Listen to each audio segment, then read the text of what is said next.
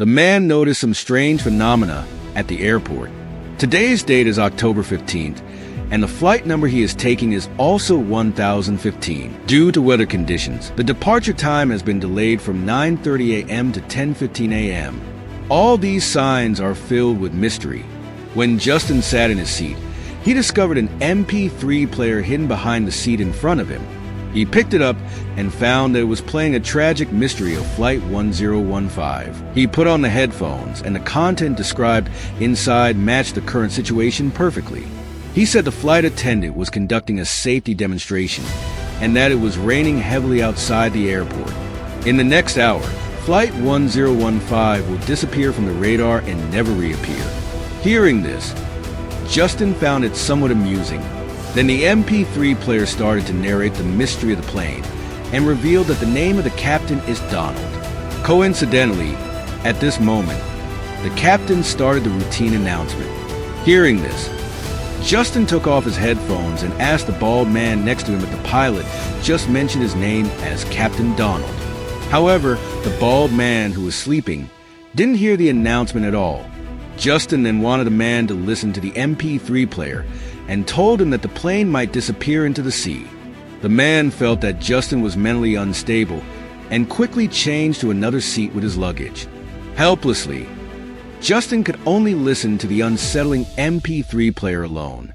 At this moment, the MP3 player mentioned that at 10:21 a.m., a bird would collide with the plane's engine.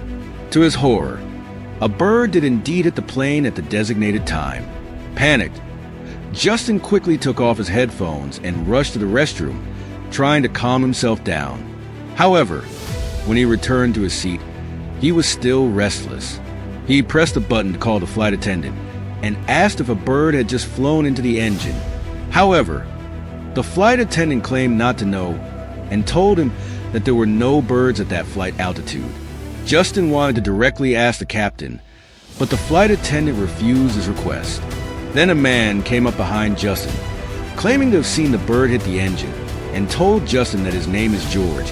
With this uneasiness, Justin opened the MP3 player again. It mentioned that the plane would disappear at 11:15 a.m., and the last words of the pilot were "Good night, New York."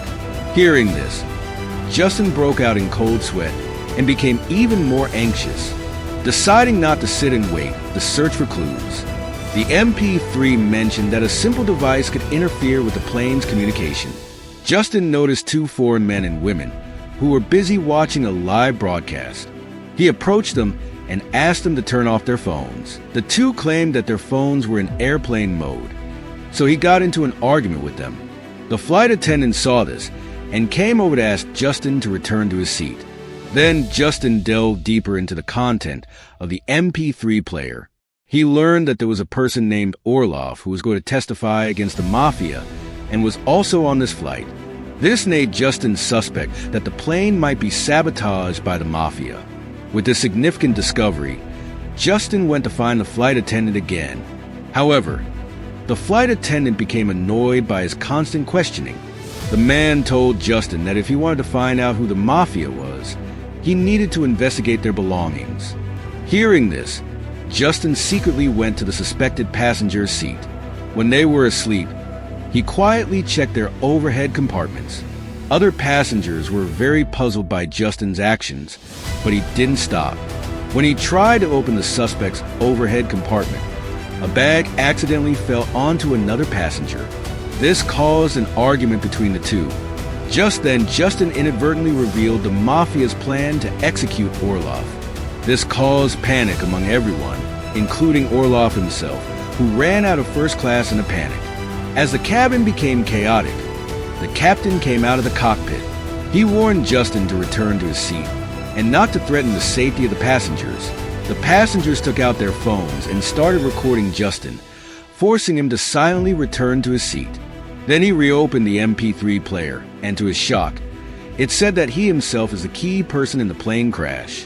Hearing this, Justin's mental state was on the brink of collapse. He found the captain again and warned him not to say the phrase "Good night, New York," because it would be the last thing they hear before the flight disappears. This statement surprised the captain that Justin's mental state is indeed problematic. Just then, An air marshal hidden on the plane suddenly appeared and arrested Justin, claiming that he was a threat to the entire flight. The air marshal told him that they would take him to see a psychiatrist after landing, but Justin tried to explain that he didn't have any mental issues and claimed to know what was about to happen on the plane. This was not enough to convince the air marshal. Later, the air marshal went to talk to the pilot. When he left, the previous pilot, George, came back. He believed Justin's judgment. Justin realized that George was also a pilot, so he could change the course and land the plane in Canada or somewhere safer before he disappeared. But George told him that he needed a password to enter the cockpit. Justin stared at the screen of the MP3 player and suddenly thought that the password might be 1015, as everything happening here revolved around that number. Seeing Justin's confident look, George slowly walked towards a cockpit and entered the number 1015. After the door opened, George quickly rushed in and took control of the captain, rendering him unable to act, and forcefully took control of the plane's operation. By this time, the passengers had already fallen into panic. George lowered the cabin pressure, causing all the passengers to lose consciousness. Then, a shocking twist occurred in the story. George uttered the unforgettable words, "Good night, New York," and Justin became his accomplice. Oh shit, he's the pilot.